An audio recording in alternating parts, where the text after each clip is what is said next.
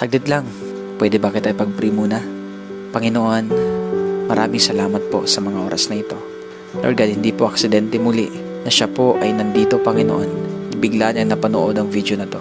Lord, I pray in the name of Jesus na anuman ang gumugulo sa taong ito, Panginoon, anumang ginagawa ng kaaway sa kanyang buhay, sa pamamagitan, Lord, ng mga problema, sa pamamagitan ng mga pagsubok, mga sitwasyon na matitindi sa kanyang buhay. Dalangin ko ngayon, Panginoon, bigyan mo siya, Panginoon o God, na lakas na nanggagaling sa iyo. Ano man ang kanya pong dinadala sa mga oras na to, Panginoon. Lord, maaaring ang taong ito, wala po siyang ibang mapagsabihan sa sobrang bigat na kanyang nararamdaman. Maaaring ang taong ito ngayon, Panginoon, hindi po niya alam kung saan siya lalapit at kung ano po ang kanyang gagawin. Napatanong na siguro ang taong ito, Panginoon, na may Diyos kaya na nagmamahal sa akin? May Diyos kaya na nakakaalam ng sitwasyon ko? Pero Lord, hayaan niyo po, Panginoon, patunayan mo po sa taong ito na ikaw ay nariyan palagi. Anuman paggugulo ng kaaway sa kanya, in the name of Jesus, I rebuke it. Lord, I release peace. I release joy.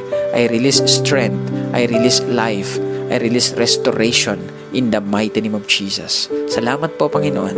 In Jesus' name, amen and amen.